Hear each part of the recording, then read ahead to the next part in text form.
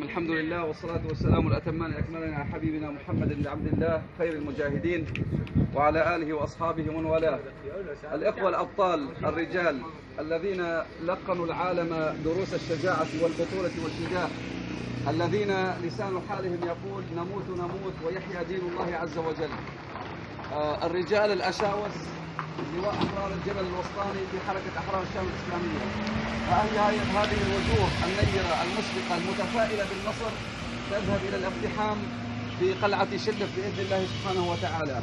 فنوصيكم يا أحبابنا الكرام ويا أيها المجاهدون، طالما أنكم تسيرون على خطى خير المجاهدين محمد بن عبد الله، أولى ما نوصيكم به أن تتعلق قلوبكم بالله سبحانه وتعالى. فالنصر من عند الله سبحانه وتعالى، لا بعدة ولا بعتاد، وإنما ننتصر بإيماننا وبطاعتنا، ويخسر عدونا بمعصيته.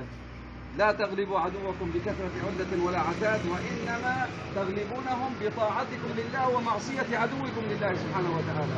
فانطلقوا على بركة الله وسيروا برضا الله سبحانه وتعالى. ولسان حالكم يقول وإذا الجبال تحولت عن أرضها عن شأننا في الله لا نتحول. إذا الجبال تحولت عن أرضها عن شأننا في الله لا نتحول. إذا القلب يجب أن يتعلق بالله سبحانه وتعالى.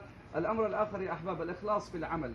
فالإخلاص لله سبحانه وتعالى هو سر من أسرار الله سبحانه وتعالى، لأن المجاهد يقدم روحه رخيصة في سبيل الله سبحانه وتعالى، فأولى عليه يجب عليه أن يخلص لله في عمله.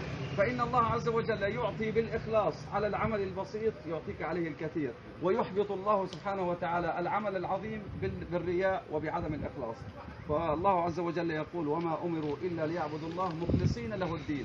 فإخلاصنا في دين الله سبحانه وتعالى هو عبادة من أجل العبادات. ثبتكم الله، نصركم الله، وفقكم الله، أيدكم الله، سدد الله رميكم، وصوب الله رأيكم وقولكم.